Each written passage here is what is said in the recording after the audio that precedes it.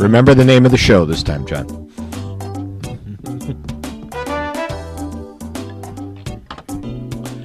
From the John DeVito Broadcast Center, welcome, ladies and gentlemen, to another broadcast of Armchair Experts with Jim Leon and Rich Massaro on the Windy City Hometown Entertainment Network and Jack-O-Lantern FM 89.7 WRHS FM Norwich on Wednesday, October the 11th, the year 2017.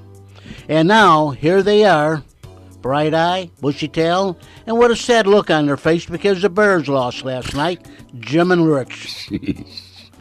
Wealth and wisdom he wanted us to offer today. We cannot offer wealth. Wisdom we have an abundance of. Jim, I have to toss something in here before I forget, because if Jimmy Sunshine, which this is probably, the odds are probably 1,000,000 to 1 that he'll listen to this, but he asked me yesterday if we could mention that in this past week that Jim Landis passed away. Did he really?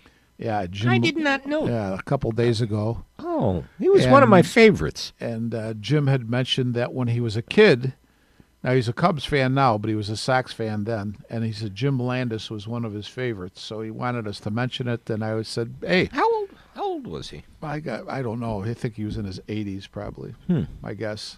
So I said, Jim, no problem. I'll mention Jim Landis for you. Jim Landis, yesterday, Y.A. Tittle. Y.A. Tittle. Yelverton, I think, was. Yelverton, I think, yeah. Okay. Not Yelverton. Yelverton. Who was the receiver on the alley-oop play when he was with the 49ers? RCO. You got it. Yeah. And then, did you text me or Connie Hawkins died? Connie Hawkins died. So Connie was 75. 75. Connie appeared in one of the early episodes of Saturday Night Live. The episode, one of the early episodes where Paul Simon was the host. And he went one-on-one. Oh, with Paul Simon. With Paul Simon. Okay, I see. So, okay. But yeah, Connie Hawkins, all that. Really good player. Just I ran into some problems early on, and that was that. Yeah. So anyway, well, you brought up a point I was going to bring later, but as long as you started talking about old baseball players, I'll finish this one off. A week ago, I went to, in fact, last Tuesday it was. I went to something at College of DuPage, where a gentleman by the name of Jerry Horan, who's not a baseball historian, he's an attorney, and he offered his disclaimer at the beginning. He says, I'm an attorney, and I worked for the IRS. And he said, and I know nothing about taxes. I said, well, if you're an attorney and you work for the IRS, you never were an attorney. I said, and besides that, your auditors don't know anything about taxes. And he said, tell me about it. He said, we had to straighten out a lot. But he has a fascination with baseball, fascination with old things about the game. And he did a really interesting lecture on a photographer by the name of Charles Conlon. Charles Conlon was kind of the unofficial baseball photographer that took pictures of the game back in the early 1900s and he lived to 1945. Okay. He was employed by a local paper in Troy, New York, and then he worked for the New York Evening Telegram. His hobby was actually photography. And John Foster, who was an editor of the annual Spalding Baseball Guide, asked Conlon to take pictures for the guide and began doing that in 1904. And he had this really, really heavy equipment that he brought on, but some of the pictures are very famous, like the one of... Is that Ty Cobb? That's Ty Cobb. That was one of the first action pictures. Yeah, I've seen that picture. That he ever took. And some of his stuff, he had this really huge camera that he used, a Graflex camera that had the glass plates in there as far as for negatives. And it was just an interesting article, or an interesting lecture talking about it. And a lot of the pictures that Conlon took actually became the baseball cards from Gaudi back in the 30s because they used those and actually were painted them. There were artwork. Okay, yeah. I think, what, when I've seen those in pictures in, books and whatnot. Yeah. That's true. They are paintings as opposed to regular photographs. Yeah. And it was really good. There's some interesting websites. The nationalpastimemuseum.com/article/Charles Conlon. Every picture tells a story. Some interesting things about that. It was interesting, some of the pictures, as he took ball players in their early stages of their career. He would take a picture every year. Mm-hmm.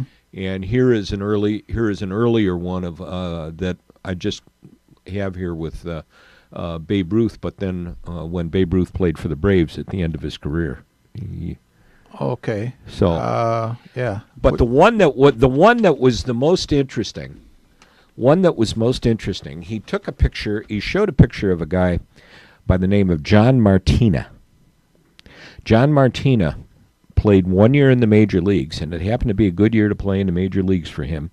He played for the Washington Senators the year they won the World Series. That was 1924. Okay, yeah. John Martina was 34 years old, had a rather nondescript year. I think he was something like 6-8 in there. Interesting. But what was most interesting about John Martina, and it'll tell you the difference in the way the game was way back when, because baseball, Major League Baseball, stopped at St. Louis. Mm-hmm. Everything else was minor leagues. John Martina was a pitcher. He won 349 games in the minor leagues. Wow, man, oh man. Well, played a lot in Texas. He pitched from like 1910. He pitched until he was in his 40s. Jim, I can't give you a time frame, but it was, I would imagine this was true probably through the 40s, from the beginning, early times of the majors through the 40s, let's say, where it was not uncommon at all for an older major league player to stop playing in the majors, but have no problem and still make a pretty decent living finishing out their career in the minors. Now, today, that's sort of like a sentence, not a good thing, I would say. Yeah. But back then, sometimes they did that on their own volition. They said, the heck with this. I'm going to go play in L.A. because that's home. This gentleman played a lot in Texas. In fact, I think if I went back and I found his page, and I'm not going to go try to deal with it right now, played a lot for a team in Beaumont, Texas, over the years, and then played for some in Dallas. But the man was like 349 and 287 or 289. Wow, man. Yeah, and when I finally get around to and getting everything done for our Hall of the Very Good, I think John Martina deserves a special mention. Jim, you're making me think of a couple of different things here. One of them, we've had this, when you mentioned his, approximately what his career record in the minors was, and it was over 300 wins. I looked it up and I added them up. Over 200 losses. 349 wins. It wasn't, I'm not going to say it was super common, but in fact, I was just looking at somebody's record the other day, a good pitcher, and it would have been, not anything recent, but the man ended up like, let's say, 250 and 220. And it sort of made me start to think, let me segue a little bit. Jimmy Sunshine, I actually called him last night. I didn't see the Cubs game. So I knew Jim was going to go home and watch it when I saw him yesterday. So I just wanted to get his impression of it, because I honestly, as much as we kid about Jimmy Sunshine, he does know sports, and he has a very honest, uninfluenced by what the people on TV are saying, opinion of what he sees. And so at one point in the conversation, he said, he said, Edwards really sort of breezed through the eighth. And he says, I was surprised that maybe Madden didn't start him in the ninth, and then if anything happened, he'd go to Davis. And I said to him, Jim, I understand what you're saying. I didn't see the game. But on other occasions when Jim and I, meaning yourself, have talked, we've said the same thing. As a pitcher's going well, why don't you have him start to whatever inning you want to say it is, and just not go to your ninth inning guy or your eighth inning guy or whatever. Don't make it automatic. And so I know exactly what you're saying. But as you're talking about this man, John Martina, and his record, the more I look at pitching over, I'll get in my head, look at the 1949 Brooklyn Dodgers pitching staff, and I'll look at all of their records, or the whole team, what their careers were like. And it's interesting, as much as I don't like the pitch counts, I think in a lot of cases, and I'm only reading between the lines, let's say Billy Heft, I want to say, I think when he started out, I think he was with the Tigers, and I think his first year he won 20 games. Mm-hmm. Tailed off pretty quickly, and then later in his career he was a solid, maybe a reliever, part-time starter. Part-time starter, probably third starter, fourth starter in the days when that was all there was. Right. And I thought to the Orioles, I think to myself that some of these guys have success right off the bat and get overpitched. I mean, it's that's one name that jumps to my mind, but there's others I can't give you names. I should write these down when I find them. Other guys who started out first 2-3 years, boom, boom, boom, they're pitching well, and all of a sudden, right off the cliff. I have found a lot of that as I have been slowly going through every player on baseballreference.com for the idea of someday we'll get through this and have our not only our baseball Hall of Fame, but our Hall of the Very Good, and maybe down to the Hall of the Good.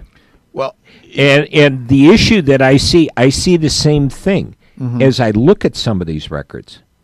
See where these guys go all of a sudden, then like boom, right. They're just fall off the cliff. What happened? Yeah. And it's interesting, too, because when you look at the records on the baseballreference.com, especially, and I'm looking again, like we've talked a while back, I'm looking for some of these numbers as far as the how they compare to Hall of Famers, how many times they led the league, how many times they were in the top 10. How they match up to other standards. In other words, how do they match to the average Hall of Famer in that? But it's interesting to look at that, and it's also interesting to look at who they're most like. Yeah. Click on the similarities. Click on the players that they're similar to, and look at their record and see if you see the same thing. A lot of times I see the same thing, especially with pitchers. Even with hitters, all of a sudden they just seem to disappear. It does happen. There was a guy, and the only reason Joe, DiGiovanni, who's a neighborhood guy, graduated in my brother's class, and was good friends with my brother, and enjoys baseball and is a baseball fan. We were talking one day, and Ray Jablonski, who was a Chicago area guy, apparently knew Joe's dad. They were friends or something growing up. And Ray Jablonski, if you look at his record, the first 2 or 3 years, home runs, good batting average, runs knocked in, and then all of a sudden something happens. And I mentioned this, I don't know how we got onto Ray Jablonski, but Joe said, well, he was a drinker. And I said, well, that could explain it. I wondered about that on some of these guys. So, and I also wondered as I was looking at a lot of these players, and again, some of it goes back. You're talking players from back in the 1870s, 1880s. In a lot of instances, didn't live a long life. You see a lot of guys died in their 50s, and I'm thinking, drinking, poor health care in those days, who knows? Well, a lot of guys drank. Well, it was common. A lot of guys drank themselves out of the league. Yeah, I think that was probably pretty common. Yeah. Well, interesting when you talk about the Hall of the Very Good. I think there's some type of a prejudice there among the electors. You look at a guy like Rick Russell, and the first thing anybody will think of is a heavy-set guy, sort of almost like a guy they like to poke fun at just a little bit. And I'm talking about the pundits. But if you look at Rick Russell's record, an outstanding pitcher. You look at what I look at too. He was a really good pitcher with mediocre or worse Cubs teams. But look at the teams he pitched for when he left the Cubs. I think he played with the Pirates when they were still good. Played for the Giants. Who were contenders then. He played with the Yankees. Pretty sure he pitched for them. So I look sometimes at the teams he went to because that will tell you, in the eyes of the people who really count, the people who make the decisions in Major League Baseball, what they think of a player. A lot of people, especially back in the Yankees' heyday, I'll look at a pitcher who comes the end of his career. One of the guys that we would be most familiar with, because this would have been right in our wheelhouse as young guys, Pedro Ramos came to the Yankees at the end of his career. Yeah. Now, Pedro Ramos, he was a good relief pitcher. Good relief pitcher, but he and Camilo Pascual had actually been really good starters for the Senators. Good in the sense that the Senators would run them out there every 4 days, and these guys would usually complete or get decisions on what they started. Yeah. So, but I start to think, there's stats. In some cases, I think the people who vote for the Hall look at the narrative part of it. I think of a guy like a Bill Mazeroski or a Ray Schalk, the narrative being those guys were aces at their positions defensively. Yeah. But I don't. And those are two guys who were voted in by the veterans. Yeah. They were not elected by the writers. But it's interesting to see what these people do and don't look at. Bob Friend was one of the pitchers I looked at one day, and Bob Friend was like 190-something and 220-something. 190-some wins, 200. When you look at a guy like that, I'm not suggesting that they should consider him for the Hall. I think if we looked at the Hall of the Very Good, we should consider a guy like that, because when you lose 220 Major League games, that doesn't mean you're a bad pitcher. That probably means you're a pretty good pitcher that maybe pitched for some bad teams. Sure. Because there were some Pirate teams when he came up in the 50s. That were terrible. There were just some god-awful teams. Mm-hmm. Mm-hmm. I mean, back in the days of the 154-game schedule, when you can lose 104 games. Yeah. You're bad. You're bad. You're bad. But you know what, Jim? I on my mind, and I don't know where we already did 15, 20 minutes. We had a couple of really interesting games that happened here in Chicago yesterday, and I wanted to. I don't care what order we let's talk about them. Let's talk about the Cubs. Yeah. I was busy during the course of the day, so I didn't get a chance to see it, but I was following it along on watching every play on Yahoo on the feed and listening to the game on the drive back home. I guess a couple of things there. There's not, and it goes for both sides. There's just been some tremendous pitching. Yeah, really good. Incredible pitching from the six starters. Yeah, on both sides. Yeah. And not a whole lot of hitting, which I think surprises a lot of people. Yeah, I actually, though, as you just said, when you really look at the pitchers involved, and you're in the playoffs, so those guys, meaning the starters and all the pitchers, are going to be really zeroed in. I mean, you're really there's not much room for error there. So when you look at the names involved, Strasburg and Hendricks, and then Gonzalez and Lester, and yesterday Scherzer and Quintana, those are all really excellent pitchers. And I guess maybe it doesn't surprise me that the hitting has not, for the most part, been there. And today, one of the things I was at the Sweet Oasis last night, and he kept turning from the Bears game onto the Yankees and Indians.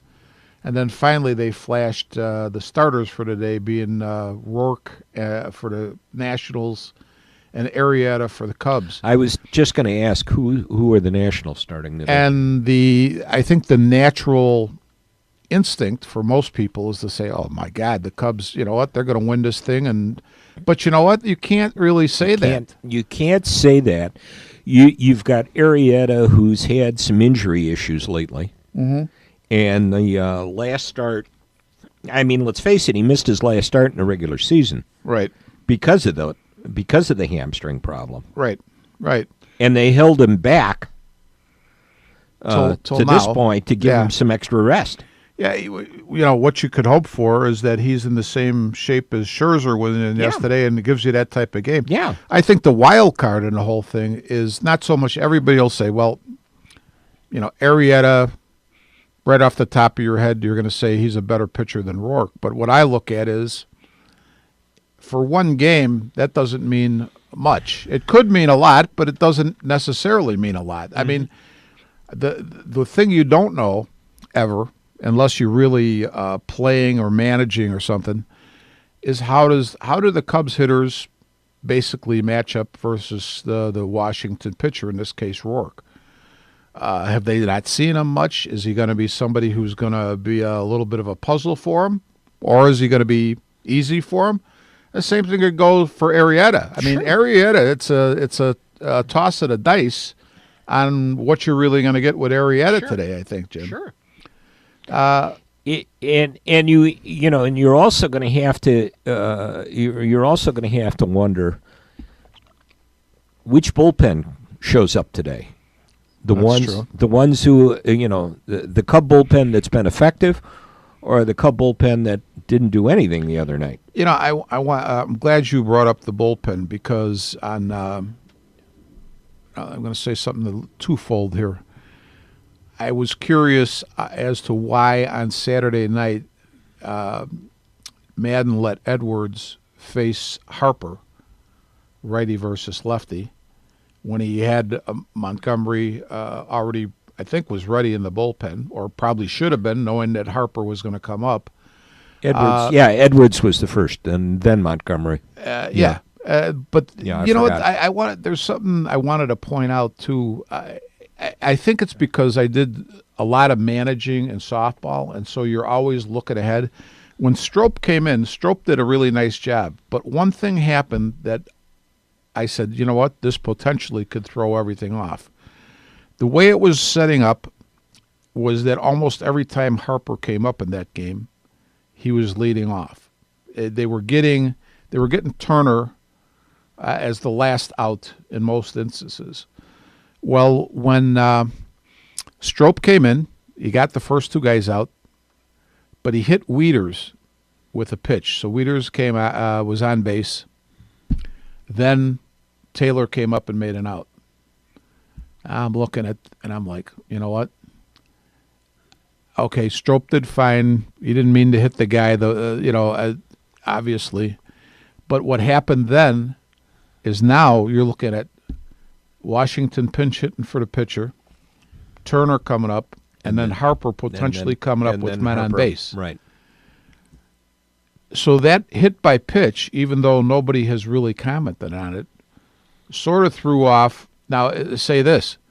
Edwards may never have even had a faced Harper if Strop hadn't hit Wieters with a pitch. Yeah. Those little things, actually, when somebody says, well, that error ended up, it didn't hurt. Well, guess what?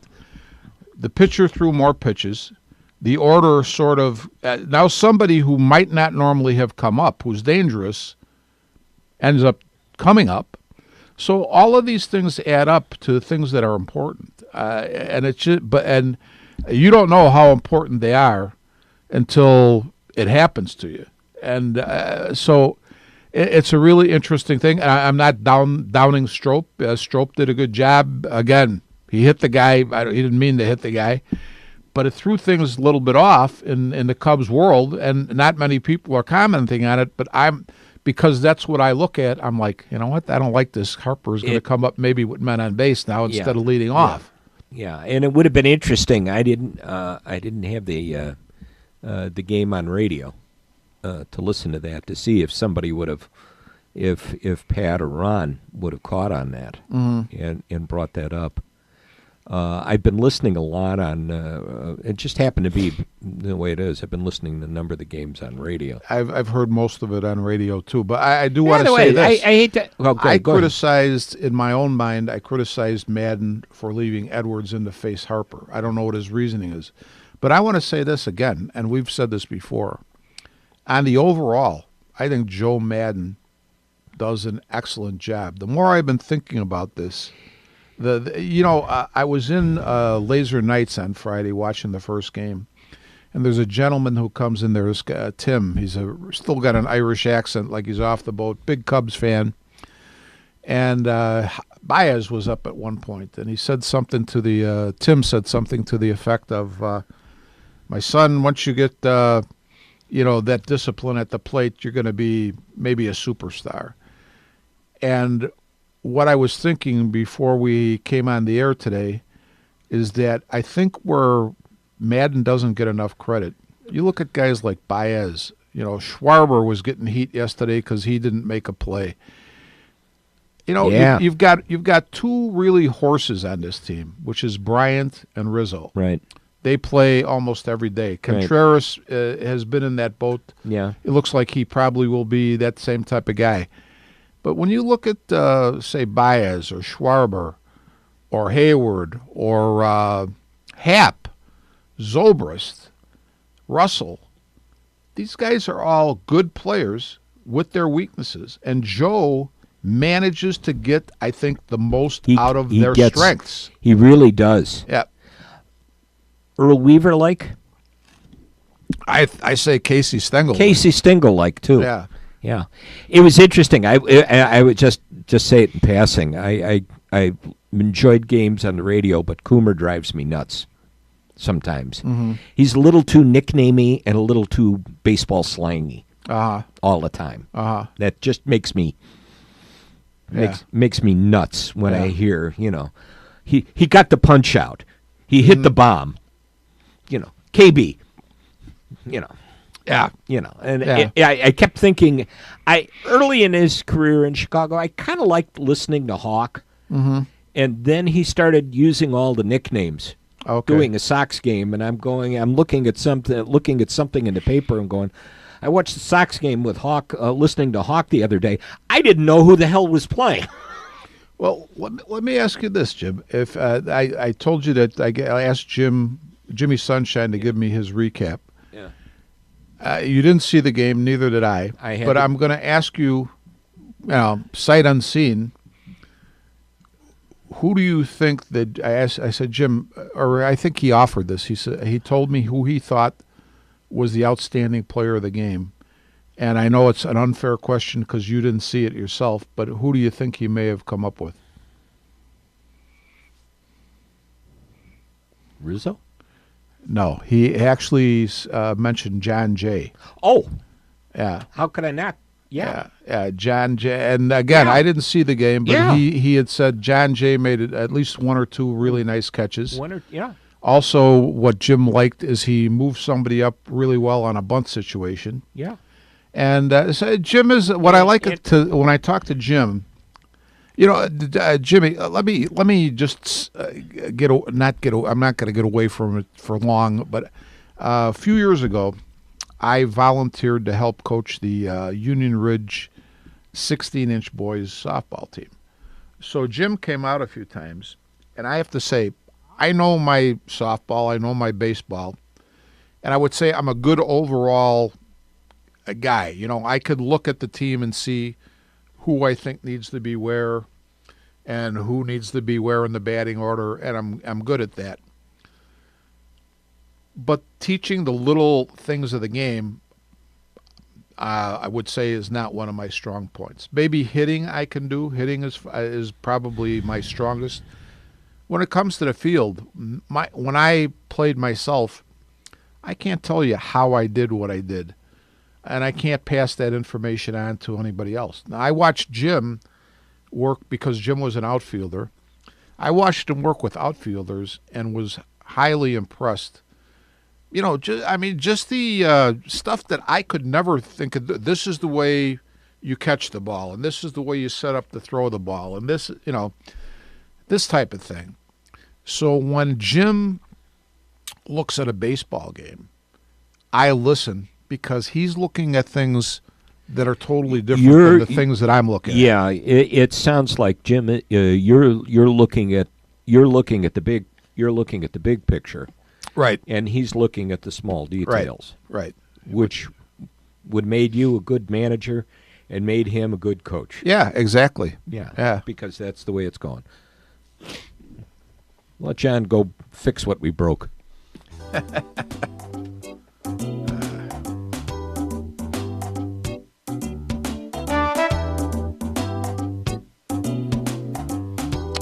You're listening to Armchair Experts from the John DeVita Broadcast Center on Jack-O-Lantern 89.7 WRHS FM Norwich and the Windy City Hometown Entertainment Network on Wednesday, October the 11th, the year 2017, with Jim Leon and Rich Massaro.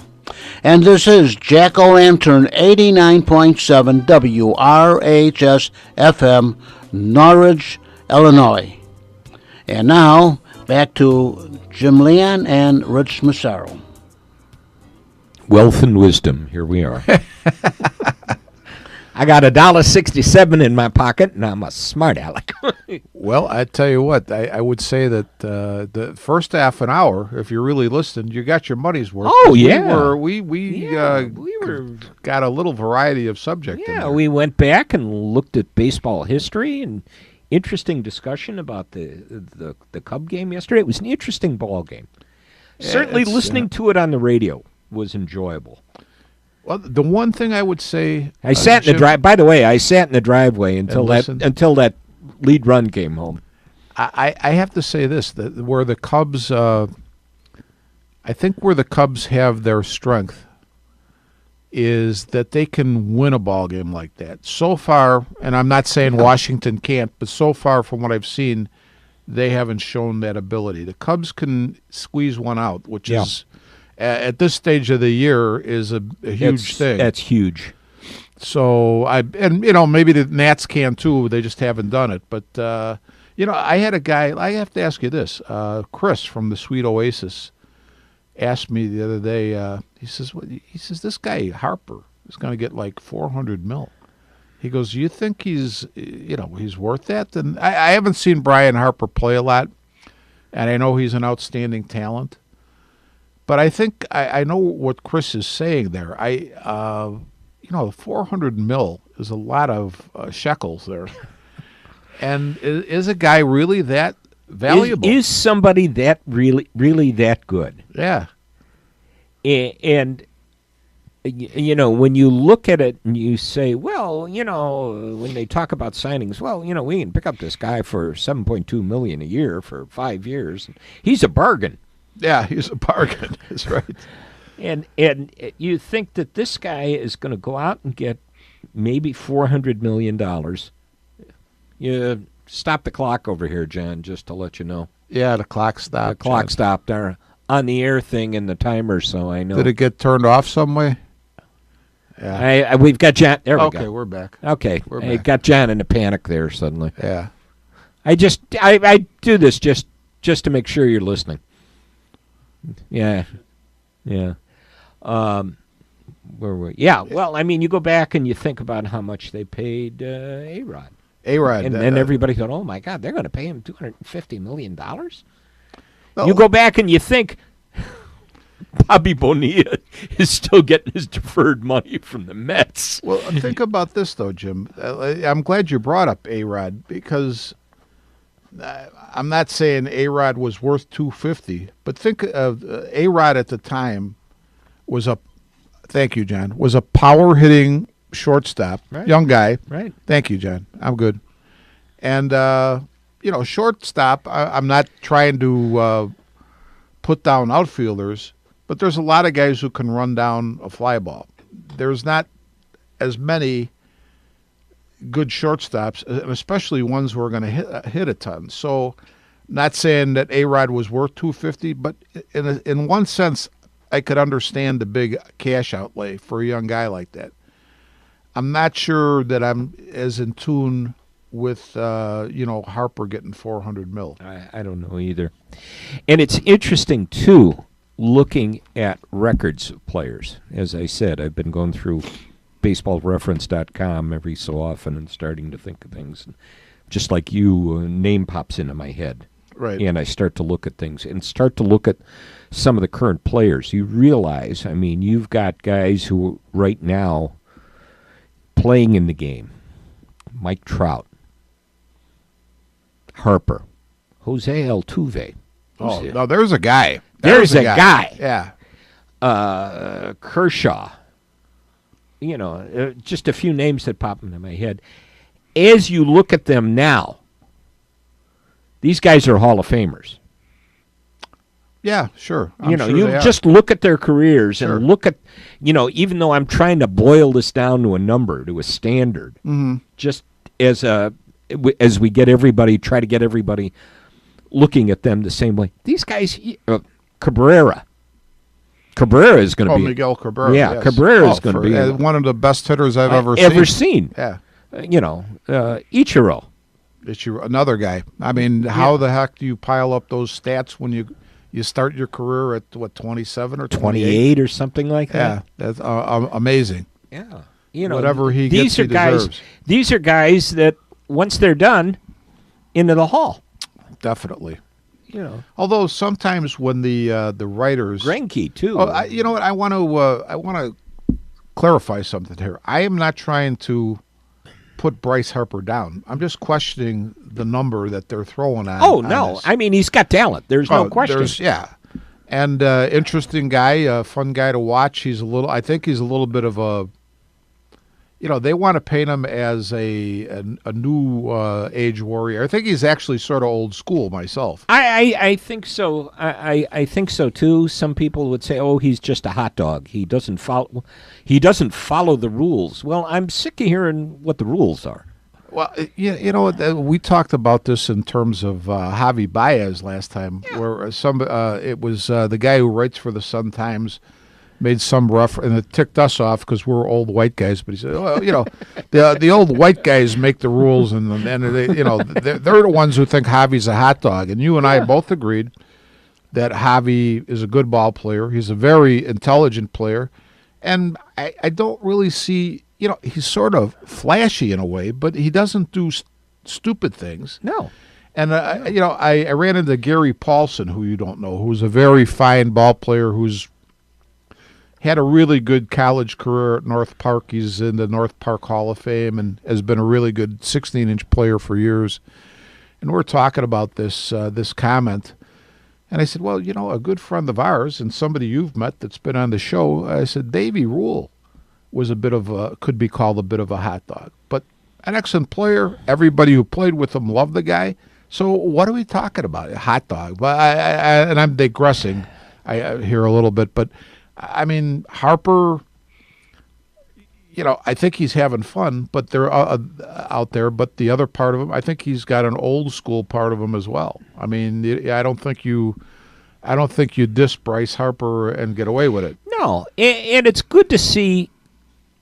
You watch the guys. You watch some guys that come along like Baez and that. Having fun with a game. Oh, Because, geez, when we were kids, what did we do when we played ball? We had fun. Heck, Jim, if I could play like Baez, I'd be having a lot of fun. Yeah, I mean, you could sling the leather like he can. Holy crap, that would be a lot of fun, James. Man, and I think back to, when you started, being a bit of a hot dog. Well, even though it was one of those, it turned out to be a terrible year. After a Cub game at Wrigley Field when Santo would run down the line and click his heels. Yeah. Yeah. That was fun. Oh, for sure. Yeah. In fact, I was digging around stuff in the house in Norwich, and I found I didn't realize I still had it there, but I found a T-shirt that I had bought at a Cub convention or Wrigley Field or whatever, and it had the Cub logo, and it had 1969, forgiven but not forgotten. Well, do you think it would have been fun if you were a patron of the bar across from the old Comiskey Park and you would have been sitting there at about 2 o'clock having your afternoon brewski, and all of a sudden you look down at the end and the babe is standing there in uniform having a beer with you? And eating was fun? And eating a hot dog? Yeah. Yeah. I think that would be fun. I think that would be fun. Yeah. There were great things. I mean, I told you the story about Rabbit Moranville sitting on top of the guy that slid into there and turning around, looking over the right field stands and seeing a blonde looking out the window and waving at her, yelling, "Hiya, honey!" Yeah, well, I have to say this: if you play, they played 154 back then. They play 162 now. Whether you're playing every day or you're a bench guy or whatever you are, it gets like any other job. It can probably get a little boring, even though to us it probably seems like, oh my God, that's the greatest job in the world. But you know what? You do some things to try to break the monotony, and some of the things we're talking about are those things. And you hear the stories that the guys who played talked about. Oh, yeah. I mean, go back and anybody, I say, go back and find Joe Garagiola. Baseball is a funny game. And the stories in there. The stories about, who was it? Was it Pete Reynolds talking about, he was in a slump, and he was hitting them, no matter what he was doing, he was hitting it to somebody. And he just tore into one. He tore into this ball, just screaming liner. Some guy dove, made the catch. And Russell came back. Pete Reynolds came back to the bench, had his batting helmet, and he was clenching, holding it tight. Came back to the bench, sat down, and everybody's looking at him. He put the helmet down on the floor, and then jumped up and crushed it. Yeah, I could see that. Or somebody else coming in with that, just suddenly picking up the water bucket and putting it over his head. I'll tell you, Ken Kaiser in his book made me laugh out loud a few times, especially when he talked about he ran into Nolan Ryan in the low minors. And the lights aren't that good in those. And he'd be talking to the catcher or the batter. He'd go, "Oh, that one sounded pretty good. I think it's a strike." Ron Luciano had that story, playing umpiring behind a plate in a game that in Tiger Stadium, and it was a late afternoon start, and the plate was in the shadows, but the pitcher's mound was still in bright sunshine. Mm-hmm.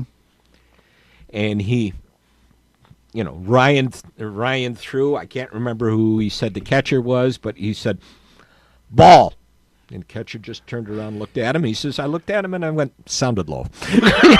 Exactly. Yeah. Or the batters would come up and they'd say, he'd call it a strike. "Oh, yeah, no problem, Kenny. I just want to get back to the bench. I can't see the thing anyway. Just get me out of here." Yeah. Pick up Jay Johnstone's book and read some of that, the stories in there. Unreal. When he wanted to, it was the last game of the season, and he wasn't starting, and he really wanted to leave early. And he asked the umpire, the home plate umpire, he said, "Can you run me so I can get out of here?" He goes, "Jay, I can't do things like that." He says, "Come on, give me a break."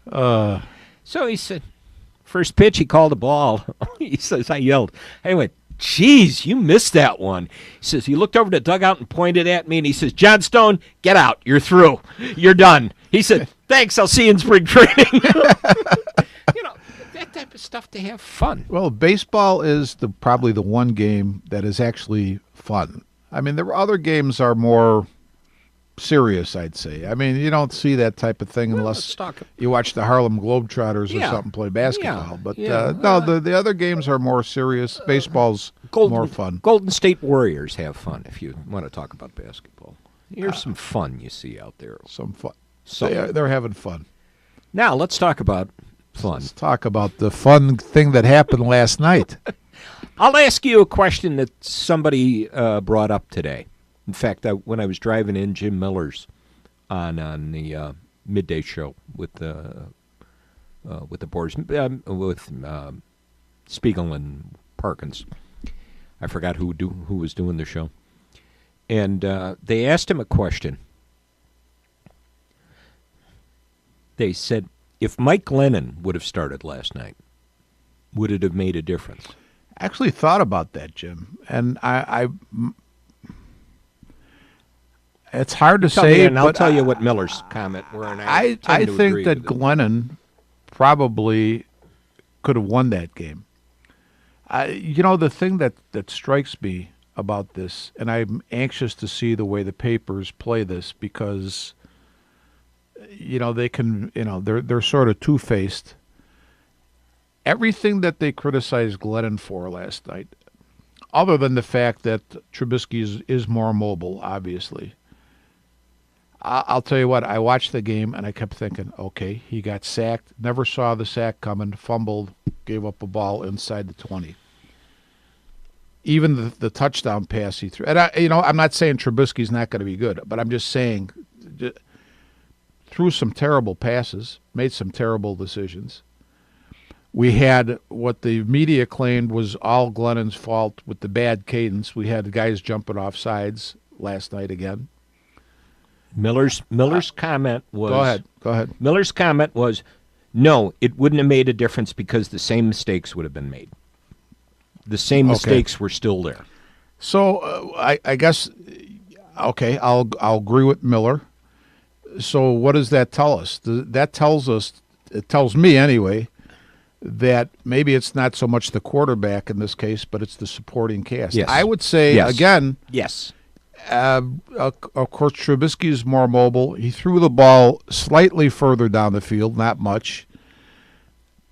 The wide receivers were nondescript. Again, I mean, I couldn't even tell you who was in the game as a wide receiver most of the time.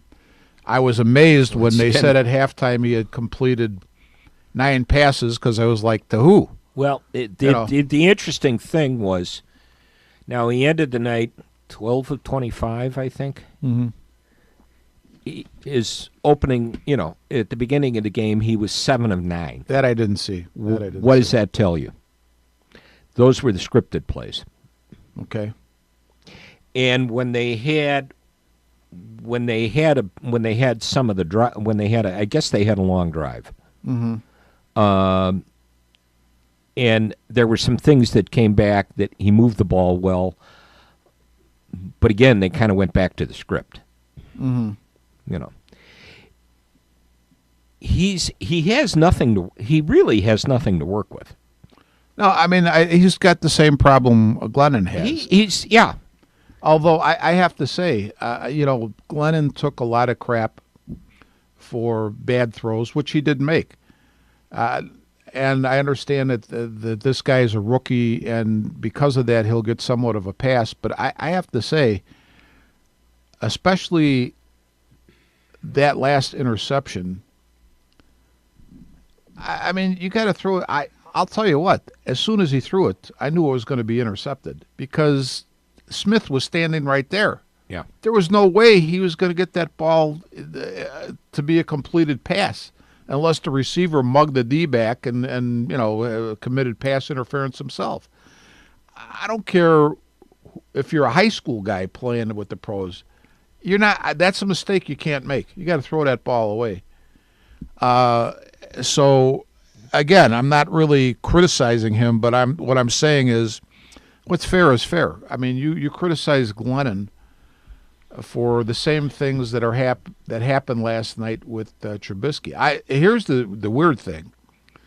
If the Bears really want to have a chance to have a decent season, the weird thing about this, and I get it, is that their best quarterback is maybe never going to see the field the whole season because their best quarterback is Sanchez. Think about it. I understand what's going on. From an experience standpoint. Yeah, I mean, you think. I don't know who was. Did he dress last night? No, he wasn't dressed. No, I didn't even give that a thought. Yeah, I mean, because here's the problem. you legit. Let's see. The Bears are what, 1-4? 1-4. They could legit be 3-2, and I think an experienced quarterback could have made them 3-2. I'm talking about an experience, not Mike Lennon, who sat on the bench for 2 years prior, and started for 1 year as a rookie. Not talking about Mitch Trubisky, who hasn't played barely at all. I'm talking about a guy with some experience. You could. I know there's critics. People could say this, that, and the other thing about Sanchez, but he's a veteran quarterback. He knows what he's doing.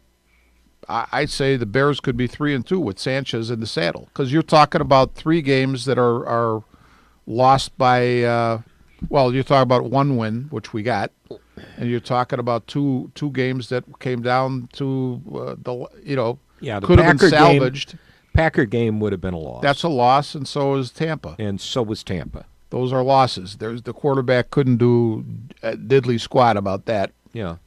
Yeah, it could very easily be 3-2, 2-3. The other thing I'd say is I have not recalled. Now, I'm sure there's other teams who have had terrible stretches with injuries, but I have not recalled the Bears in the time that I've been watching them. I can't having this bad of a stretch with injuries over the last couple of years. When Timu went down last night, I mean, Gruden hit it right on the head. He said, "You know what?" He says, "If I'm coaching," he says, "you got your 4 signal callers, all of them out." He goes, "You're down to your 5th signal call." He goes, "I might just walk off the field. I don't think I could even watch it." I was laughing because he was like, he's right. He also said the Bears bore him. So, I mean, I could see why they're boring. There's what do they have? He made some comment about it. He said, you get into that, that 3 tight end set, they're going to run the ball. Well, that's the other thing that they're very predictable. I'm going to give, though, the Bears coaches high marks. I think their team is still playing hard. I think they're doing the best they can with what they have, and which is not, especially on offense, isn't very much. And I give the coaches their due. I would agree with you that from a coaching standpoint, it's better. Yeah, I don't think there's anything wrong with the coaching. Now, I'll tell you, the guy who's starting to aggravate me a little bit, and he's an electric talent, and he will get, he will get by on one big play he made this year. All year, they'll say good things about him. But as of this point, I'm not that impressed as Tariq Cohen. I mean, he continues to think that he can cut back against NFL defenses, reverse field and all that. And you know what? You got away with it once in the first game. You're never going to get away with it again, and you continue to do it. Yeah, I was. I looked at the numbers last night, and he was like non-existent. Yeah, well, he's going to be non-existent if they, it's not going to happen. The other thing I have to say, Jim, though, the officials again aggravated me. Oh. At the end of the game, when we needed to make a stop, and the Vikings were close enough to kick a field goal, but we could have gotten the ball back with enough time on the clock to possibly tie the game. But when they made that defensive holding call on Floyd, and they replayed it, and even the announcers are saying, well, you know what, McDonough says, that's not much of a foul. And I'm like, are you flipping kidding me? That you're calling defensive in that situation? Give me a break. Yeah. That was a strange call. That's a flag happy crew. Was that the same crew they had the first game, or the second game against Tampa? This was Jerome Boger.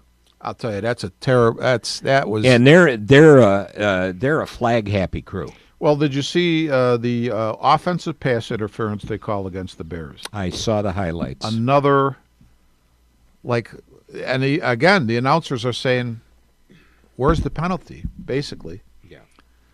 I was trying to. What are you looking for, Jim? I was trying to look. I was trying to look at trying to find the numbers last night to see what Cohen did. Cohen? I know at one point in time he had negative yardage.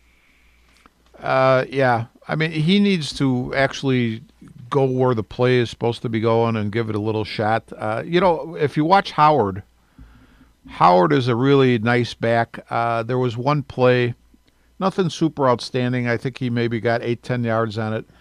But he waited for the blocking to develop and then, made a nice subtle move, hit the hole, and, got an 8 or 10 yard bang out of it. Yeah. It is bad. By the way, it is bad when your longest pass completion was thrown by your punter. Well, that's the longest pass completion of the year. Yeah, I know.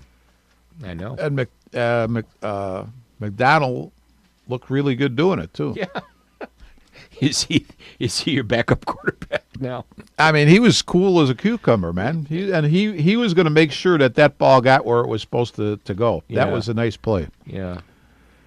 I was hoping I'd find a box score, and I can't get an internet signal down here to be able to pick that up. I thought I could. I do have to say, though, how about the 2-point conversion? That was a play I've never seen ever before. Wasn't that great? That was beautiful. Yeah. Wasn't that great? That was beautiful. I'm listening to the clips this morning, and Gruden wants to put that in his own playbook if he ever gets back to coaching. And apparently they practiced that at Bourbonnais this summer, and Trubisky, after the game, told the press, he says, "I'm glad you guys didn't say anything about this one." Yeah. Well, I have to say this, Jim. Let me run this thought by you. I think if TMU does not get hurt, the Bears possibly win that game as well. Possibly. Did you see the thing? I don't know if you read the paper still, but there was an article. I did not look at the was Tribune it yesterday? This morning. It was a small article. Keem Hicks made the comment. He said, John Timu studies so diligently. He said that I've been in games, and Timu will come up to me. He says, this run is going to be right at you. And he says, it'll happen. He goes, he's that much of a student of the game. Wow.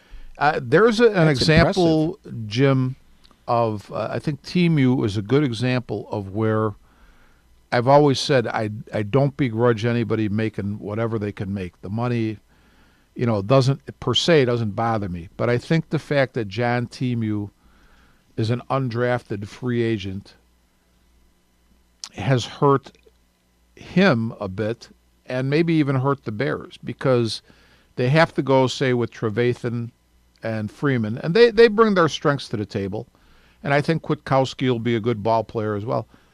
But Timu, really, the times I've seen him play, seems to really do an excellent job out there. And he seems to be almost, in my mind, more of a leader than the other guys.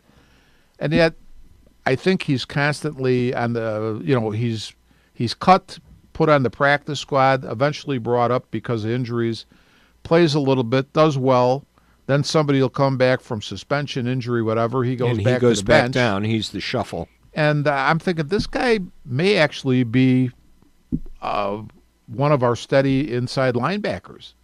But that's, again, where the money comes in. The GM is going to tell the coach, hey, I didn't bring in Trevathan and Freeman to get no disrespect to the undrafted free agent because I brought him in too, but he ain't playing over those two guys. Yeah. Yeah. Do you think, well, first of all, barring injury, is Trubisky your quarterback the rest of the season? I would say yes. I guess. I mean, I look at it too and say, well, what the hell else are you going to do? I still think that the Bears can win some games and be decent. I say this though, it'll be tough. I didn't realize at the time when Meredith went down, I thought we're still okay. When White went down, not that he's done anything, but he does have some speed. Not as much as he did, but he still got some speed. They have nobody. And last night I'm trying to think. Okay, Wheaton he threw to a couple times. Finally caught a pass. But I'm thinking to myself, and committed the holding penalty. I'm thinking to myself, though, Jim, who the heck? There was a couple other free agent receivers, and I didn't see them. Then it just dawned on me right now as we're talking. Kendall Wright is one. Right. But there was another one, I thought, unless he's hurt. But I'm thinking to myself, these guys are like in hiding or something. They don't get a pass. Maybe one. This is, well, there's no threats. There's no threats to go long. Mm-mm. I mean, I would have loved to see the opening play last night. 5 receivers all go flying out. I think that would have been a good way to open the game up. Yeah, well, the thing I don't understand, I just said that I think the coaches are doing fine. What I don't get is, you had said earlier, Gruden mentioned, you get the 3 tight end set, that they're going to run. We have got Zach Miller's a good receiver. Yep. I'm hoping that Shaheen is a good receiver. They haven't used him at all. I mean, he's been in the game, Yep. but they haven't used him as a receiver. Sims is supposed to be the blocker, but he's the one I've seen catch a few passes. Yep. And I think that Brown is still on the team, right? And he seems to be a pretty decent receiver. I think so. Yeah. Wouldn't you like to see the Bears maybe get a little more creative? And if those guys are on the field, maybe use them the way you'd use the wideouts. You've got Shaheen, who's very Gronkowski-like. I was hoping that's what was going to happen. That's what I was hoping to see. Yeah. I mean, the rap when he was drafted, well, he needs to slim down a little bit. And then I saw him, and I'm going, looks fine. You know what? I kept thinking about what you were saying about him because the guys they were saying that he should slim down.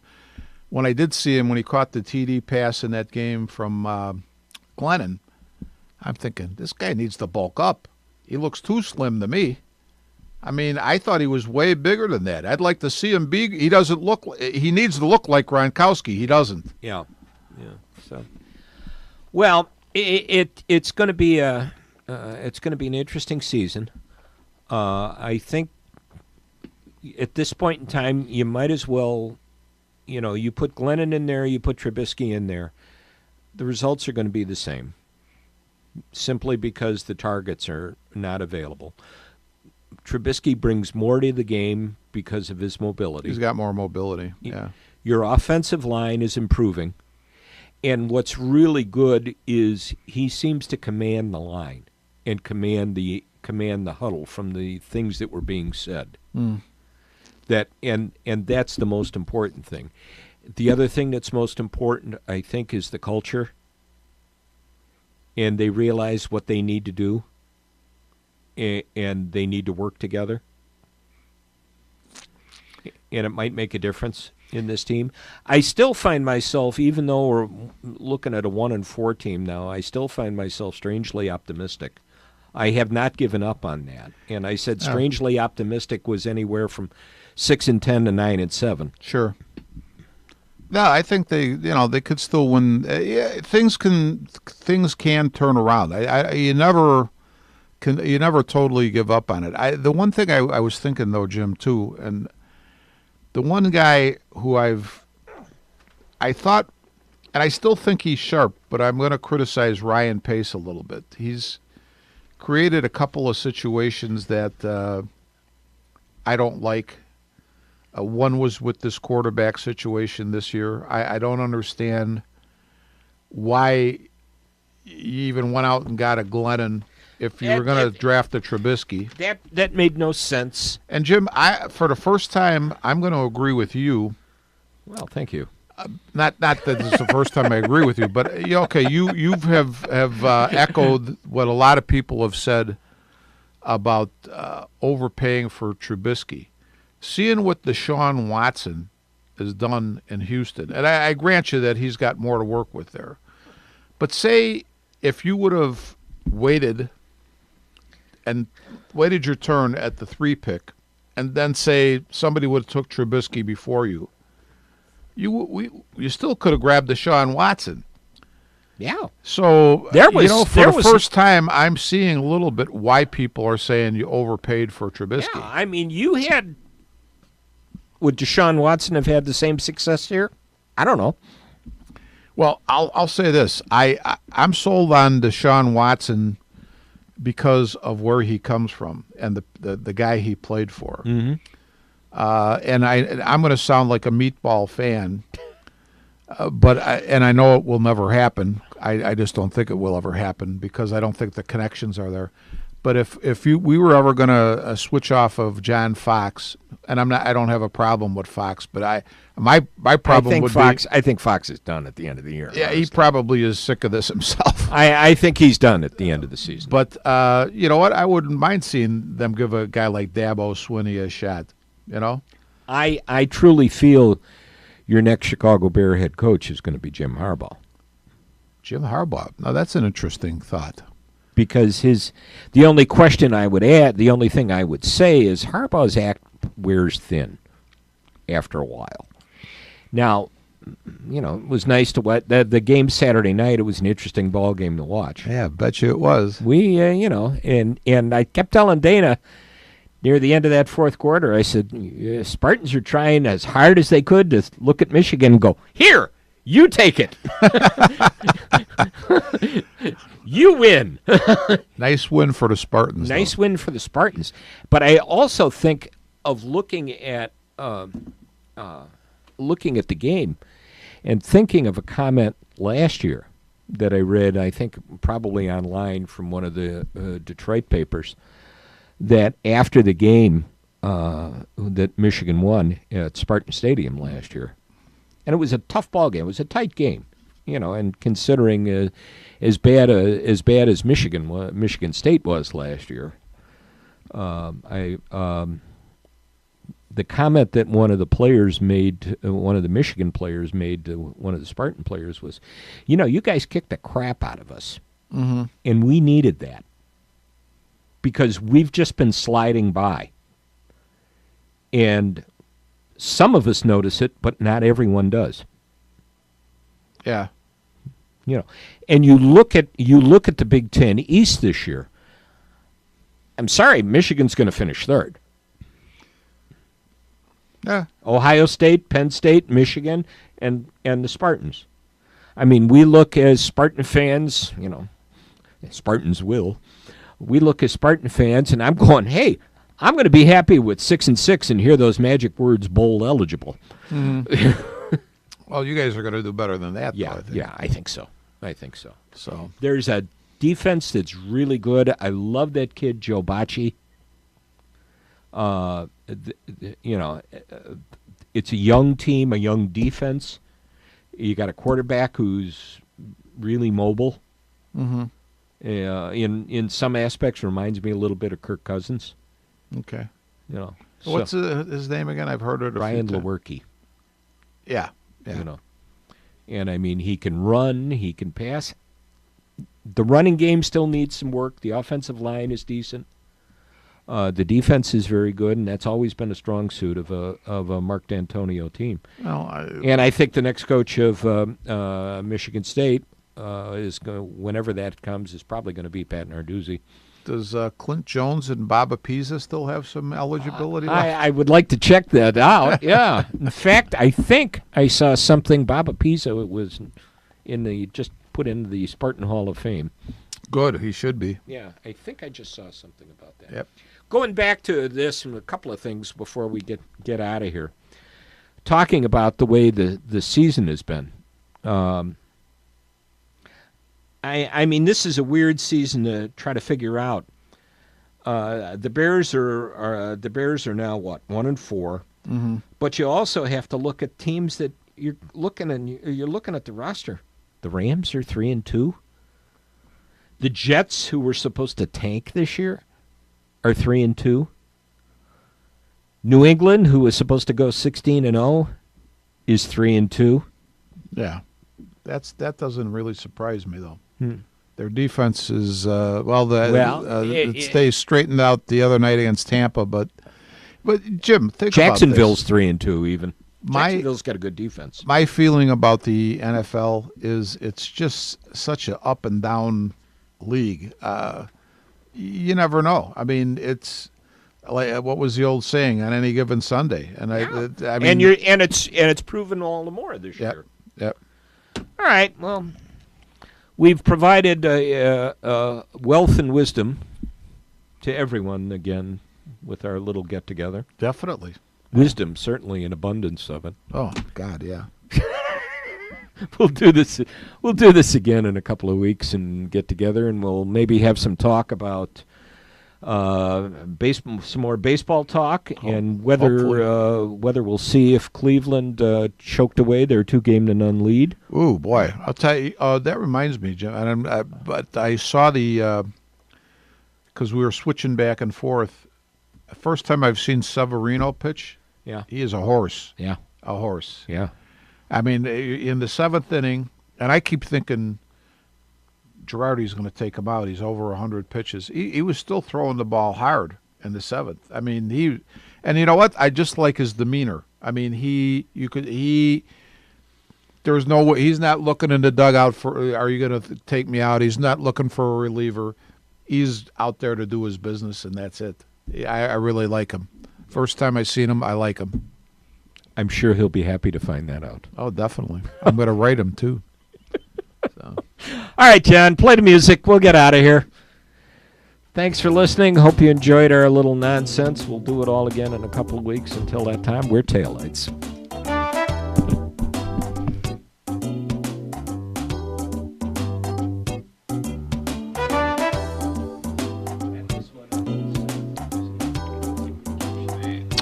You've been listening to Armchair Experts from the John DeVita Broadcast Center on Wednesday, October the 11th, the year 2017, on Jack-O-Lantern 89.7 WRHS FM Norwich and the Windy City Hometown Entertainment Network with Jim Leon and Rich Massaro.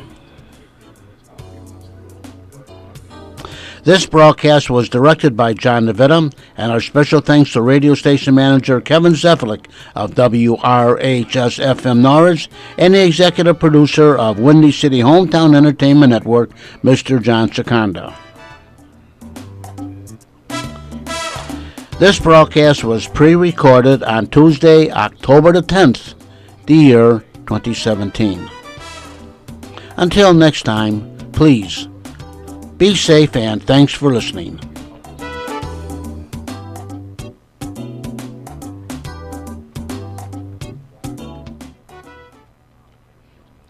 And this is Jack-O-Lantern 89.7 WRHS FM, Norwich, Illinois.